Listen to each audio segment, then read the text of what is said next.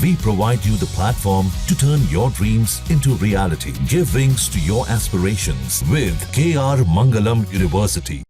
महाराष्ट्र में हिंदी और मराठी भाषा को लेकर छिड़ा विवाद अब कानूनी मोड़ पर पहुंच गया है। राज ठाकरे के विवादित भाषण को लेकर बॉम्बे हाईकोर्ट के 3 सीनियर वकीलों ने महाराष्ट्र की डीजीपी रश्मि शुक्ला को शिकायत देकर एफआईआर दर्ज करने की मांग की है। आरोप है कि ठाकरे के बयान ने गैर मराठी लोगों के खिलाफ हिंसा और नफरत का माहौल बनाया है।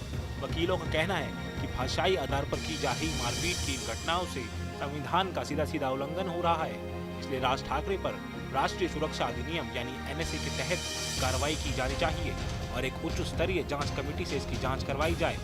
महाराष्ट्र नवनिर्माण सेना एमएनएस के प्रमुख राज ठाकरे ने अपने समर्थकों को पर प्रांतियों को पीटने की बात तो कही थी, साथ में ये भी कहा था कि इसकी वीडियो रिकॉर्डिंग न की जाए। इस बयान के खिलाफ राज्य की डीजीपी को अब शिकायत भेजी गई है, जिस पर उन्होंने संज्ञान भी लिया है।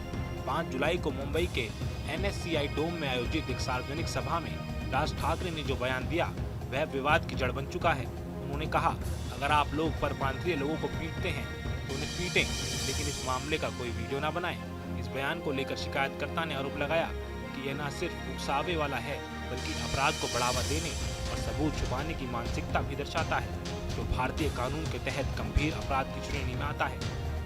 शिकायत में ये भी कहा गया कि पिछले कुछ दिनों में एमएनएस कार्यकर्ताओं द्वारा अन्य राज्यों से आए नागरिकों के साथ भाषाई अत्याचार, मारपीट और सार्वजनिक अपमान की कई घटनाएं सामने आई हैं।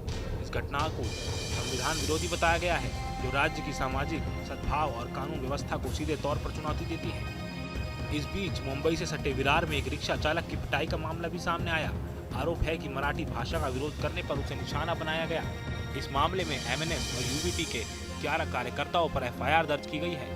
यह मामला 2 दिन की देरी से दर्ज किया गया, लेकिन अब इसे लेकर भी बहस छिड़ चुकी है। वहीं सभा के दौरान राज ठाकरे ने राज्य सरकार द्वारा लागू त्रिभाषा फॉर्मूले पर निशाना साधा। उन्होंने इसे मुंबई को महाराष्ट्र से अलग करने की कोशिश बताया। यह टिप्पणी उन्होंने अपने चचेरे भाई और पूर्व मुख्यमंत्री उद्धव ठाकरे की मौजूदगी में दी। दिलचस्प बात यह रही कि करीब 2 दशक बाद दोनों ठाकरे भाई एक ही मंच पर एक साथ नजर आए। राज ठाकरे अब अपनी पार्टी को आगामी निकाय चुनाव के लिए तैयार कर रहे हैं। सोमवार को वह एमएनएस का 3 दिवसीय चिंतन शिविर शुरू कर रहे हैं, जो नासिक के इगतपुरी में आयोजित होगा। इसमें एमएनएस के सभी वरिष्ठ नेता, पदाधिकारी और कार्यकर्ता शामिल होंगे। मराठी अस्मिता की राजनीति करने वाली एमएनएस एक बार फिर चर्चा में है, लेकिन इस बार वजह है परप्रांतियों के खिलाफ तीखी भाषा और कथित हिंसात्मक बयान। जहाँ एक तरफ विपक्ष और सामाजिक संगठनों ने इसका विरोध किया है, वहीं अब पुलिस के लिए भी ये मामला संवेदनशील बन गया है।